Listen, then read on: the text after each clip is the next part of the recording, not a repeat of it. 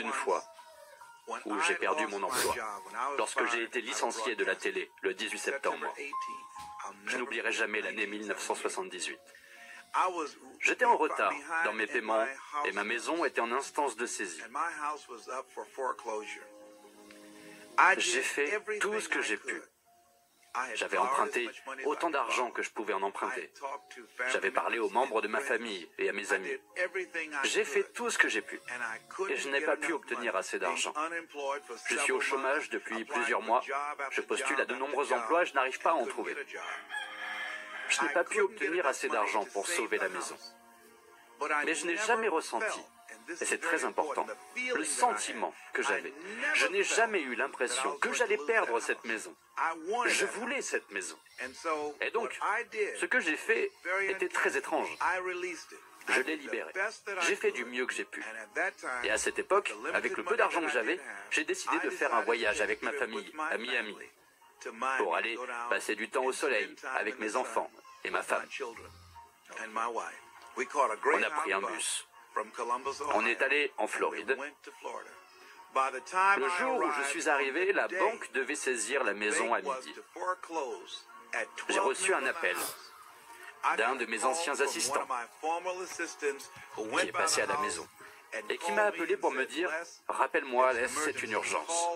Appelez Columbus tout de suite. » Je l'ai fait. Et Caroline Sloan a dit « Vous n'allez pas le croire, vous avez reçu un chèque de l'Internal Revenue Service sur votre impôt sur le revenu. Et cela a suffi pour payer les notes de la maison. Et j'avais de l'argent en trop.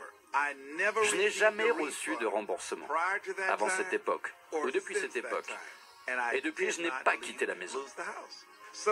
Il y a donc des choses que nous ne savons pas, ou qu'on ne comprend pas. Mais nous savons que si nous faisons certaines choses, elles commencent à se produire. Ce qui est en notre faveur. Et cela montre que l'univers est de notre côté. Pour tout ce que nous recherchons, je crois que si nous commençons à aligner nos pensées sur l'action et à être acharnés, n'essayez pas 2 ou 3 choses, ou 15 ou 20 choses, mais 100 choses, 500 choses, si c'est nécessaire. 10 000 choses, comme Edison, si c'est nécessaire, jusqu'à ce que nous trouvions une issue. Nous sommes nombreux à éliminer de nombreuses possibilités pour nous-mêmes, parce que nous ne faisons pas vraiment tout ce que nous pouvons faire.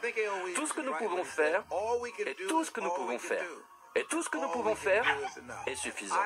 Et je pense honnêtement, même en me jugeant moi-même, que mon engagement est plus fort que celui de la plupart des gens. Mais si je devais mesurer littéralement mon engagement en termes de ce que j'ai mis en avant dans mon rêve, je dirais que j'ai peut-être donné environ 18 ou 20% de ce dont je suis réellement capable.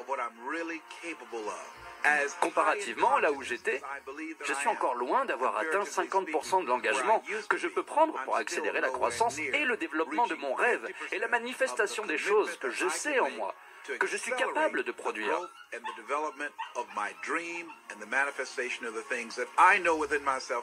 Notre plus grand défi est donc de commencer à regarder à l'intérieur de nous-mêmes pour éliminer ces blocages énergétiques. Car si on ne produit pas les revenus que nous voulons, si on ne regarde pas à l'extérieur de nous-mêmes, et qu'on regarde à l'intérieur de nous-mêmes pour trouver comment je me bloque, est-ce que je donne vraiment tout ce que je suis? Je l'ai fait. Suis-je vraiment aussi créatif que je peux l'être? Suis-je vraiment inarrêtable? Suis-je aussi acharné que je peux l'être? Est-ce que j'essaye tous les moyens possibles? Est-ce que je retourne toutes les pierres pour trouver ce que je cherche?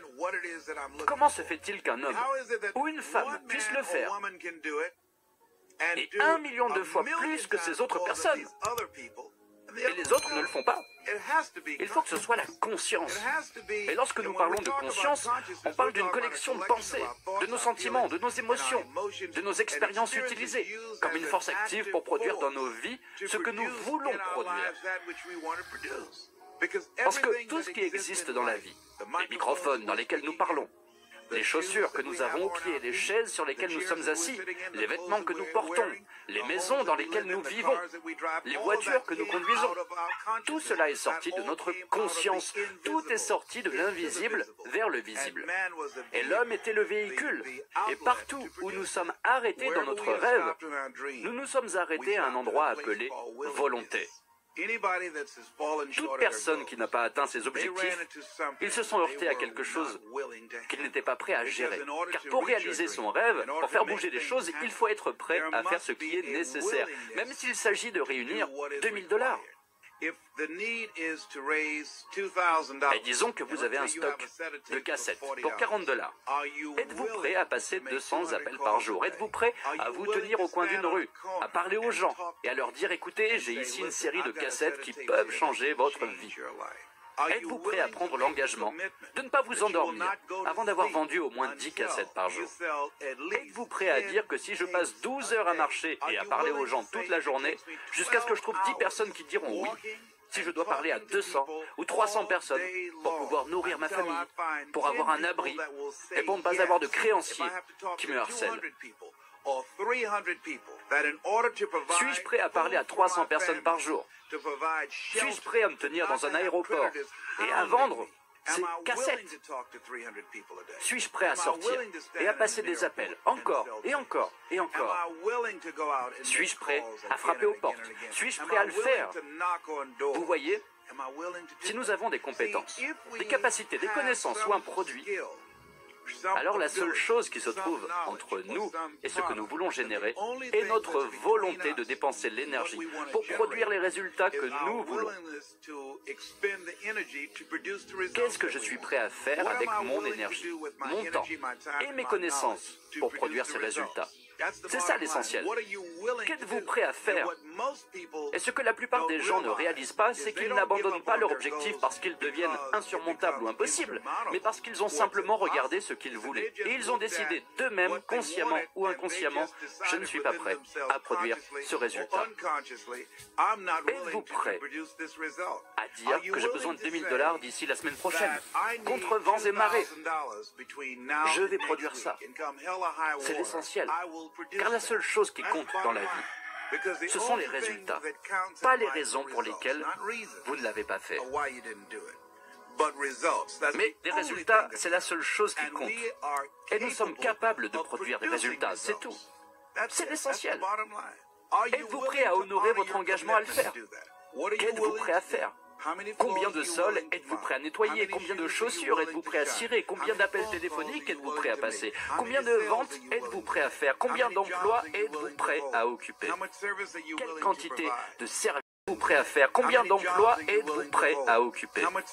Quelle quantité de services êtes-vous prêt à fournir? La plupart des gens ne tiennent pas leur engagement. Ils ne sont pas prêts à être une personne qui va faire en sorte que cela arrive.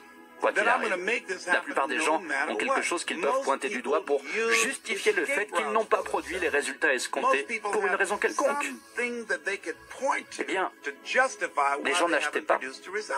Toute l'économie est sciée. Quelqu'un, quelque part, dépense de l'argent pour quelqu'un. Donc, lorsque nous commençons à regarder où nous en sommes, chaque fois que je travaillais sur le développement de mon rêve et que je savais que je devais faire quelque chose, j'étais toujours capable de le faire, parce que je commençais à penser, si Walt Disney peut le faire, je peux le faire. Si John D. Rockefeller peut le faire, alors je peux le faire.